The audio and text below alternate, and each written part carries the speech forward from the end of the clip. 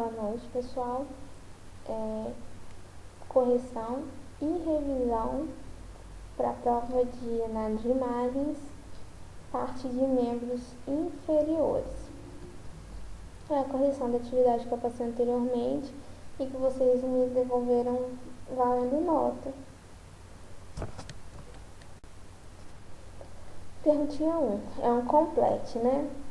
Análise de imagens radiológicas requer um conjunto de conhecimentos prévios de anatomia, fisiologia e patologia, e que nos últimos anos vem passando por grandes mudanças devido à evolução tecnológica na elaboração de tais exames, de tais imagens, né? Então, saber analisar uma imagem não é só você pegou, olhou o raio-x, ficou claro, ficou escuro, deu pra ver alguma coisa. Não é simplesmente lá olhar a imagem, ficou boa, eu tô enxergando tudo. Tá, mas eu tô enxergando tudo o quê? A gente tem que saber anatomia, a gente tem que saber fisiologia, que é o funcionamento dos sistemas, né?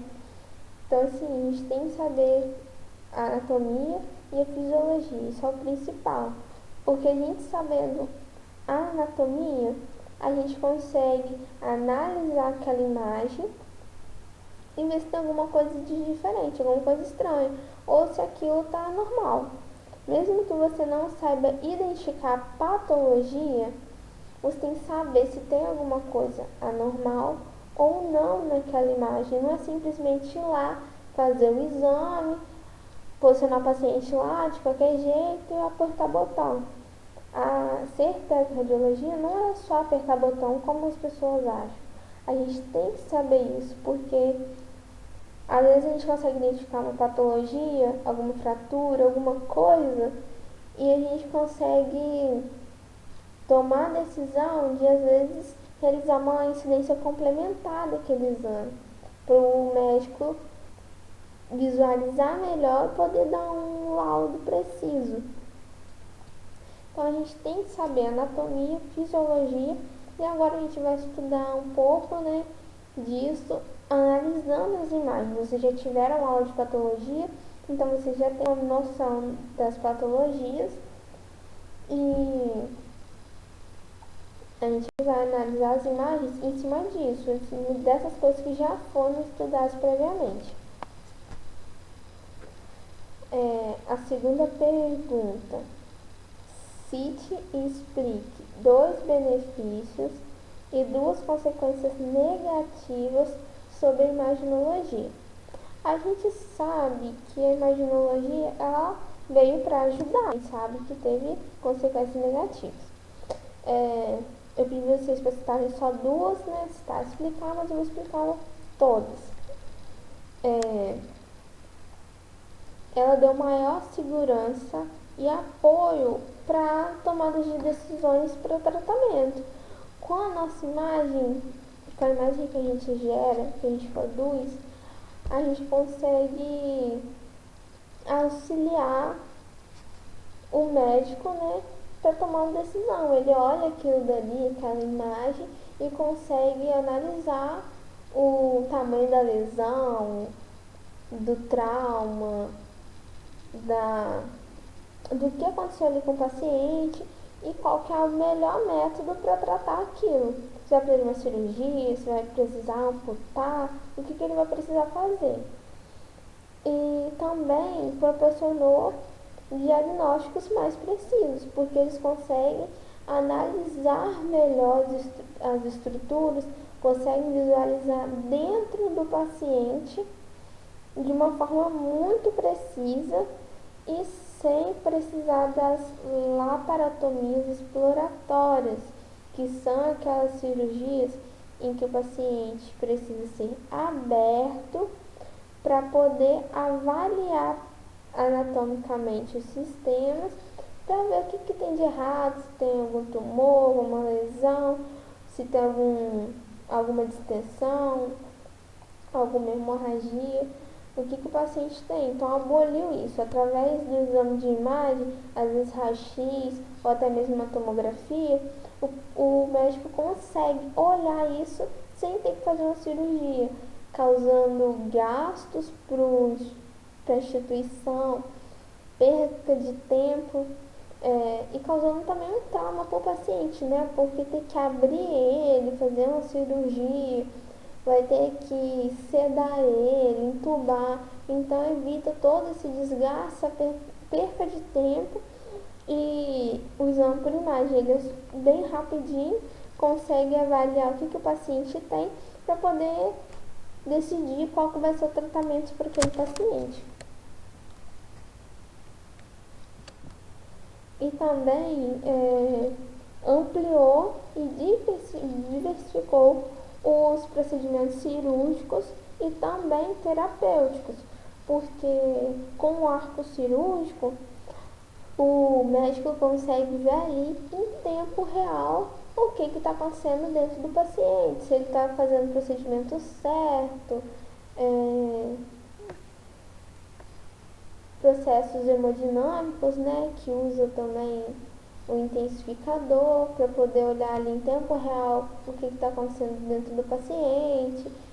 Cirurgias como marca-passo também utilizam o intensificador, olha ali em tempo real onde que está sendo feita a cirurgia, né?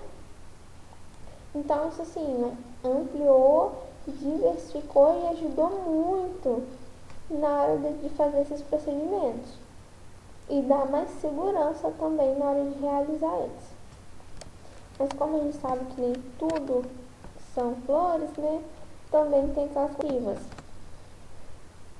Negligência com o exame clínico, que é igual que eu já falei com vocês. Às vezes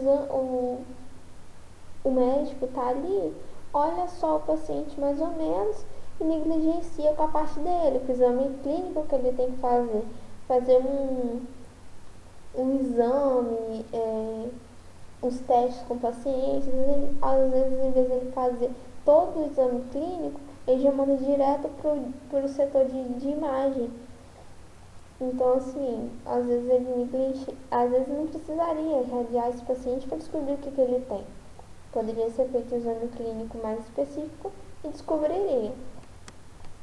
Tá, a sedução pelos aparelhos, então a gente acaba ficando meio acomodado, né? Porque os aparelhos, eles nos ajudam muito, né? Na hora de posicionar o paciente, tem as facilidades, movimentar a mesa, alguns aparelhos já dão até a técnica pra gente. Então a gente fica até meio acomodado com essas coisas, mas a gente não pode ficar. Falsa segurança dos médicos, que eles se apoiam muito em cima da imagem, acabam não pedindo, às vezes, exames complementares, né, e só a imagem para diagnóstico. Elevação dos custos, reducionismo da prática médica também não é nossa parte, né, é mais da área médica mesmo. E síndrome de Gaiasa, que é a extrema dependência de exames complementares para diagnósticos e tratamentos. Às vezes foi feito a incidência de rotina, só que eles acham que não foi suficiente, pede exames complementares. Às vezes desnecessariamente, tendo que irradiar aquele paciente mais uma vez desnecessário, né? Vamos lá. Sobre a nova nomenclatura anatômica, cite o nome das atuais estruturas. Nome atuais das estruturas, né? O malar, que a gente conhece como maçã do rosto, né? Hoje se chama zigoma ou zigomático. Onde vocês olharem, a gente normalmente chama de zigomático. Só que se vocês virem algum livro, esse nome, zigoma, também está correto. É o que a gente chama aqui de maçã do rosto, que é onde as meninas passam blush, né? E é onde os meninos, quando brigam, normalmente fraturam, né? O maxilar inferior, hoje em dia tem o nome de mandíbula, que é essa parte móvel, né, onde ficam os dentes da parte inferior.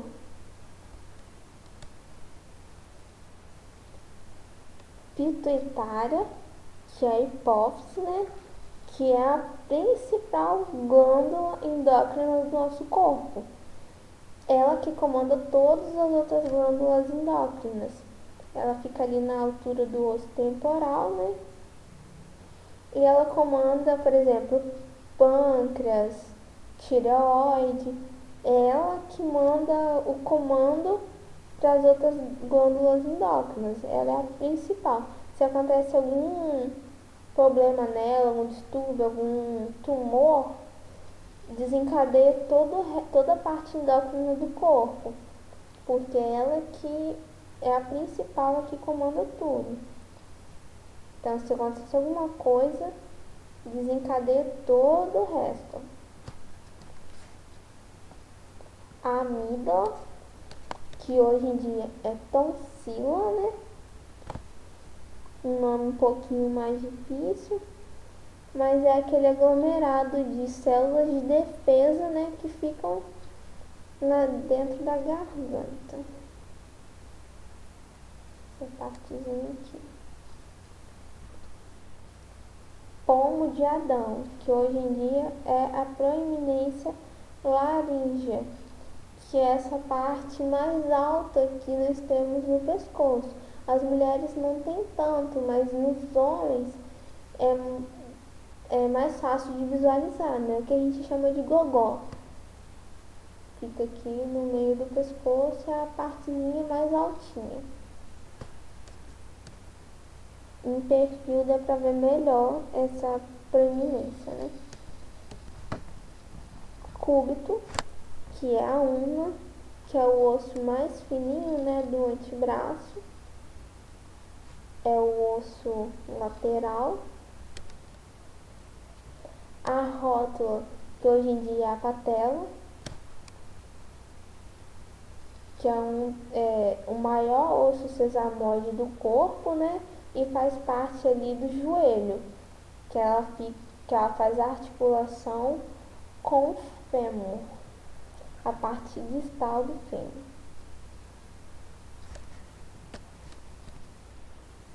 O perônio, que é a fíbula, que é o osso lateral da perna, né? É o osso mais fininho, faz parte da perna, faz articulação aqui com a tíbia.